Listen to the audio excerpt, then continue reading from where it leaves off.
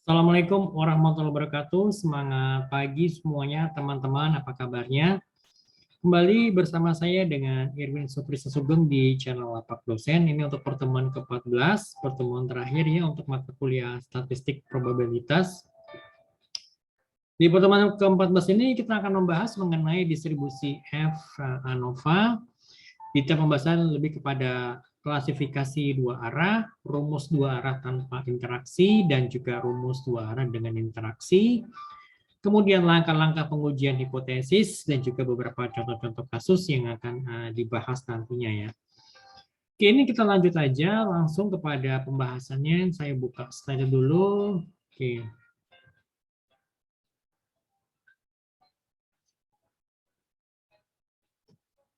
Oke, di layar teman-teman sudah terlihat ya. Untuk yang pertama ini distribusi F ANOVA. Oke, untuk klasifikasi dua arah. Jadi klasifikasi dua arah merupakan klasifikasi pengamatan yang didasarkan pada dua kriteria. Sekelompok pengamatan dapat diklasifikasikan menurut dua kriteria dengan menyusun data tersebut dalam bentuk baris dan kolom. Nah, ini kolom yang menyatakan klasifikasi yang satu, sedangkan baris menyatakan kriteria klasifikasi yang lain. Nah, ini untuk rumus dua arah tanpa interaksi seperti ini, ya bisa dilihat ini JKT-nya, rumus JKT dan juga rumus JKK. Nah, kemudian untuk JKG itu sama dengan JKT dikurang JKB dikurang JKK. Kita lihat, JKT adalah merupakan jumlah kuadrat kecil, JKB merupakan jumlah kuadrat baris, JKK merupakan jumlah kuadrat kolom, JKG merupakan jumlah kuadrat galat, XIJ2 merupakan pengamatan ke J dari I sampai J, T2 merupakan total semua pengamatan, TJ2 jumlah atau total pengamatan pada kolom, K merupakan jumlah kolomnya, B merupakan jumlah baris, BK adalah jumlah kolom dan baris. Nah, kita lihat dari sumber keragamannya itu adalah hasil nilai tengah, kemudian jumlah kuadratnya JKB, derajat bebas adalah B-1, kemudian kuadrat tengah S1 kuadrat sama dengan JKB dibagi B-1, dan kemudian rumus F hitung adalah F1 sama dengan S1 kuadrat dibagi S32. Nah, kemudian untuk nilai tengah kolom, itu JKK, derajat bebas adalah K-1, kemudian untuk kuadrat tengah adalah S2 kuadrat sama dengan JKK dibagi K-1, dan F itu adalah F2 sama dengan S2 kuadrat dibagi S32. Nah, kemudian kalau untuk galat itu adalah JKG, di mana derajat bebas adalah dalam kurung B-1, tutup kurung dikali buka kurung K-1, tutup kurung, dan kemudian kuadrat tengah adalah S3 kuadrat sama dengan JKG dibagi buka kurung B-1 tutup kurung dikali buka kurung K-1 tutup kurung. Dan total adalah JKT, di mana derajat bebasnya itu adalah BK-1. Nah, kemudian untuk rumus dua arah dan interaksi seperti ini, JKT, kemudian JKK, rumusnya seperti ini, sudah jelas, JKB, di mana JKB dalam kurung BK adalah rumusnya seperti ini, kita lihat di sini. Dan untuk mendapatkan JKG, itu adalah sama dengan JKG sama dengan JKT dikurang JKB dikurang JKK dikurang JK dalam kurung BK. Oke, kita lihat sini keterangannya, JKT jumlah kuadrat kecil, JKB jumlah kuadrat baris, JKK adalah jumlah kuadrat kolom, JKG adalah jumlah kuadrat galat, JK dalam kurung BK adalah jumlah kuadrat baris dan kolom, XUK2 merupakan pengamatan ke J dari I ke sampai ke J, T2 merupakan total semua pengamatan, TJ2 total atau jumlah pengamatan pada kolom, TIJ2 adalah total jumlah dalam atau total pengamatan pada baris dan kolom, K itu sama dengan jumlah kolom, B adalah jumlah baris, N itu sama dengan banyak pengamatan ataupun atau dibagi anggota baris, BN jumlah baris dan banyak pengamatan, KN jumlah kolom dan banyak pengamatan, BKN jumlah kolom, jumlah kolom, baris, dan juga banyak pengamatan. Ya, kita bisa lihat sumber keragamannya, nilai tengah baris itu jumlah kuadrat JKB, derajat bebas B-1, kuadrat tengah S1 kuadrat sama dengan JKB dibagi B-1, dan F hitung adalah F1 kuadrat, F1 sama dengan S1 kuadrat dibagi S4 kuadrat. Kemudian untuk nilai tengah kolom, JKK, mana derajat bebas adalah K-1, S2 kuadrat sama dengan JKK dibagi K minus 1, dan juga F2-nya itu sebagai F hitung, rumusnya adalah S2 kuadrat dibagi S4 kuadrat. Nah, kemudian untuk interaksi JK dalam kurung BK, derajat bebasnya adalah buka kurung B minus 1 tutup kurung dikali buka kurung K minus 1 tutup kurung. Dan kuadrat tengahnya adalah S3 kuadrat sama dengan JK dalam kurung BK dibagi derajat bebas yang tadi itu ya. Nah, kemudian untuk F hitungnya adalah F3 sama dengan S3 kuadrat dibagi S4 kuadrat. Untuk yang galat, JKG, derajat bebas adalah BK dalam kurung BK dikali dalam kurung N-1 tutup kurung, dan S3 kuadrat sama dengan JKG dibagi BK kali buka kurung N-1. Total adalah JKT dan derajat bebas adalah BKN-1. Untuk langkah-langkah pengujian hipotesis, yang pertama kita menentukan H0 dan HA, di mana HA adalah rata-rata ke N, sampel yang sama atau identik, dan HA adalah rata-rata ke N untuk sampel yang tidak sama atau tidak identik. Lalu kemudian yang kedua adalah kita menentukan tingkat signifikansinya yang dilambangkan dengan alfa. Dan ketiga, kita menentukan derajat bebas atau dB, di mana klasifikasi dua arah tanpa interaksi, di mana V1 dalam kurung baris sama dengan B-1, V2 sama dengan buka kurung K minus 1 tutup kurung, dikali buka kurung B-1 tutup kurung, dan V2 kolom sama dengan K minus 1. Klasifikasi dua arah dengan interaksi, di mana V1 baris sama dengan B-1, V1 interaksi itu adalah sama dengan buka kurung K minus 1 tutup kurung dikali buka kurung B-1 tutup kurung. V1 kolom itu sama dengan K minus 1, dan V2 kolom sama dengan BK dikali buka kurung N-1 tutup kurung. Nah, kemudian kita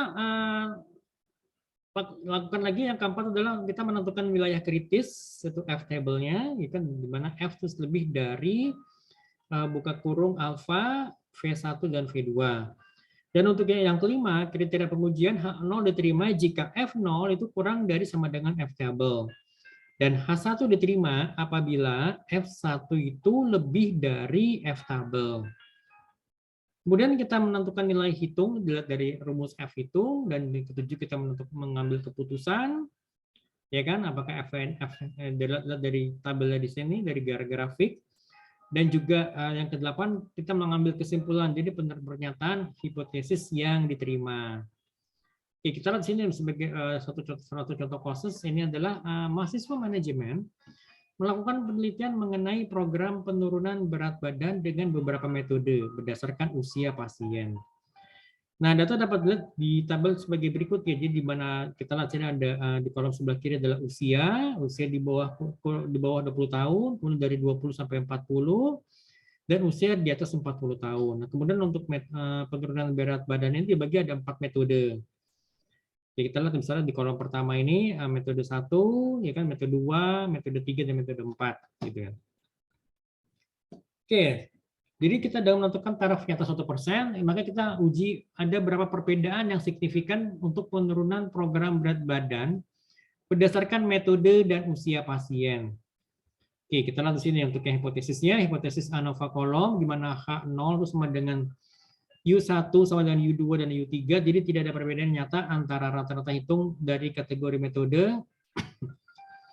Lalu di H1-nya ini, U1 tidak sama dengan U2 dan tidak sama dengan U3, jadi ada perbedaan nyata antara rata-rata hitung dari kategori metode. Nah, kemudian untuk metode ANOVA barisnya, H0 itu jadi U1 dan U2 dan U3 itu sama semuanya, jadi tidak ada perbedaan yang nyata antara rata-rata hitung dan dari kategori kelompok umur. Nah, kemudian di H1 itu adalah U1 tidak sama dengan U2 dan tidak sama dengan U3.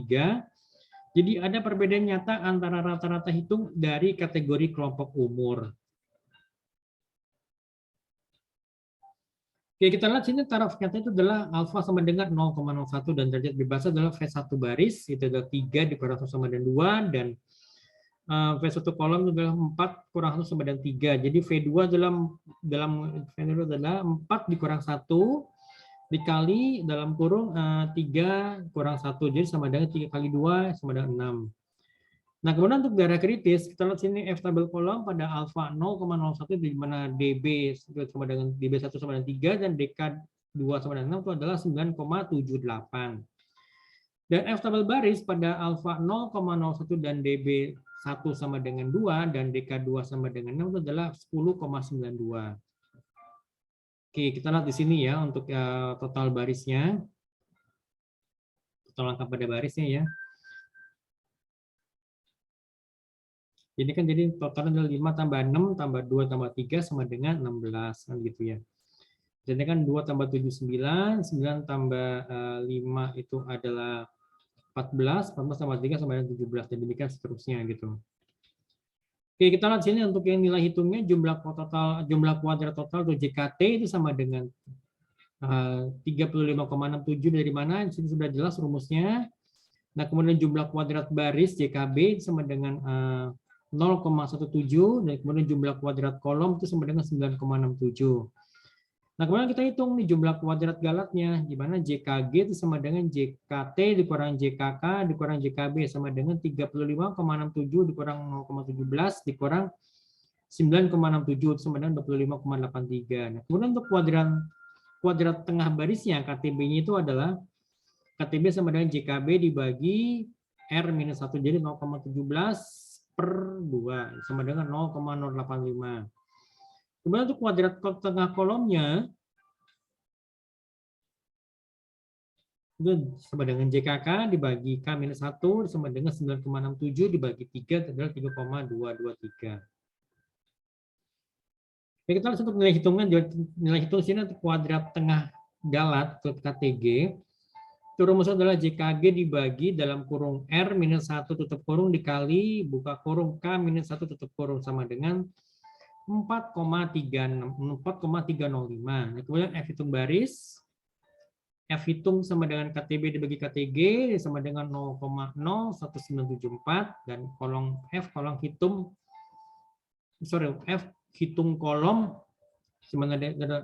F hitungnya sama dengan KTK dibagi KTG di mana itu adalah 3,223 dibagi 4,305 sama dengan 0,7456 gitu ya. Nah, kemudian kita masukkan ke dalam nilai hitung di sini, ya ada jelas ya. Nah, kemudian kita menentukan keputusan. Jadi apakah diterima atau ditolak gitu kan ya. Jadi kesimpulannya adalah baik untuk kolom dan baris itu terima HO karena F hitung itu ada di darah penerimaan. Jadi F hitung itu kurang dari F tabel. Sehingga dapat disimpulkan bahwa setiap metode dari kelompok umur itu memberikan rata-rata penurunan berat badan yang sama. Nah, jadi seperti itu.